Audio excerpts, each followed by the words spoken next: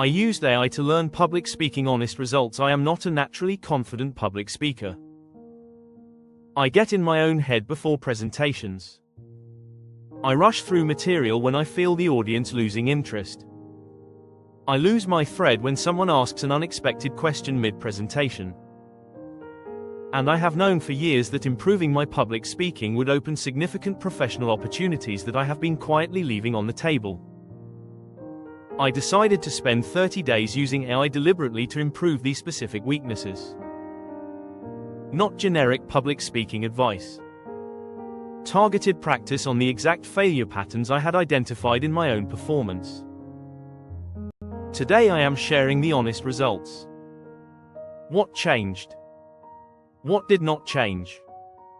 And the specific AI methods that produced the most improvement.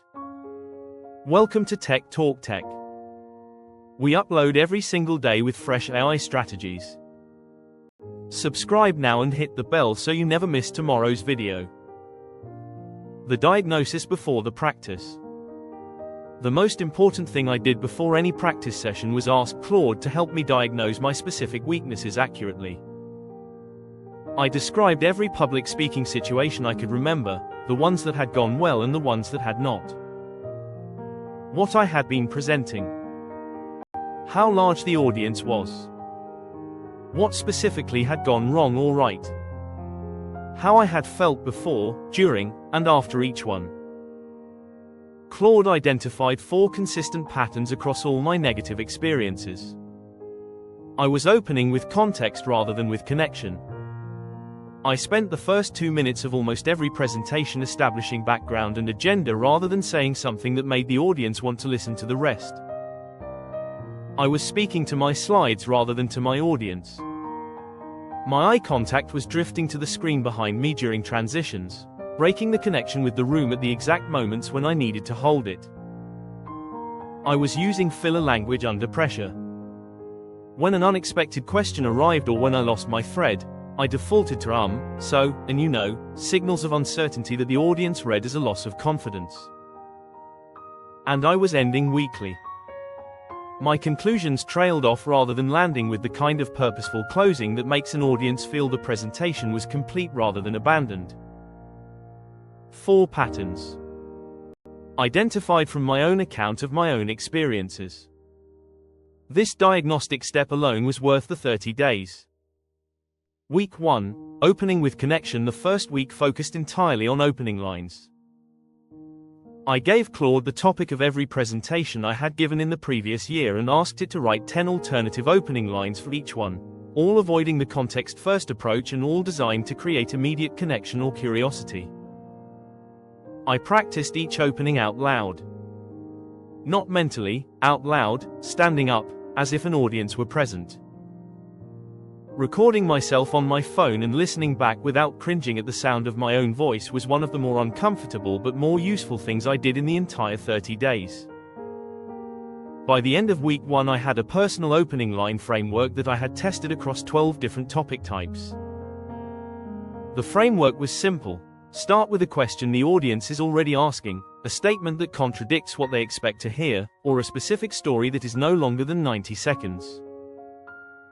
3 opening types. Practiced across 12 topics. Week 1 done. Week 2, eye contact and presence. Week 2 targeted the slides habit, breaking the pattern of speaking to the screen rather than to the room. I asked Claude to help me redesign my presentation structure so every key point could be delivered without looking at the slide. If I needed to look at the slide to remember what to say, the slide had too much information. The slide should prompt the audience, not the speaker. I rebuilt 3 recent presentations using this principle, stripping each slide to 1 image or 1 key word. By end of week 2 I could move through a 10-slide presentation with consistent eye contact across the room. Week 3, managing filler language and unexpected questions. Week 3 was the hardest. Filler language is deeply ingrained. It fills the space between completing one thought and beginning the next. Removing it requires replacing the impulse to fill silence with something harder, the willingness to let silence sit for a moment before speaking. I practiced with Claude as the audience, delivering short presentations and asking it to flag every filler word in my written transcripts. Then I practiced the same sections with deliberate pauses replacing every filler. For unexpected questions, I asked Claude to generate the 20 most challenging questions an audience might ask after each of my standard presentations. I practiced answering each one, giving a complete answer, pausing before responding, and acknowledging genuinely when I did not know something. Week 4 and the results. Week 4 was application, delivering real presentations using everything I had practiced. 2 formal presentations in week 4. 1 to a professional group. 1 internal to my own team. The honest result, both went significantly better than my average before the 30 days. The opening of the professional presentation landed clearly and I received specific feedback that it had captured the room from the first minute. The eye contact was consistent. The filler language was reduced, not eliminated, but noticeably reduced. Both presentations ended with a purposeful close rather than a trail-off. What did not improve? Handling complete surprises in the room. An unexpected technical issue during the team presentation still pulled me off my rhythm in a way that 30 days of practice had not fully addressed. Managing genuine real-time disruption is a skill that requires more than 30 days to develop. What I would do differently. 1 thing. I would have started recording my practice sessions from day 1 rather than week 2. Watching yourself on video is uncomfortable. It is also the fastest feedback loop available for spotting habits that feel invisible when you are inside the performance.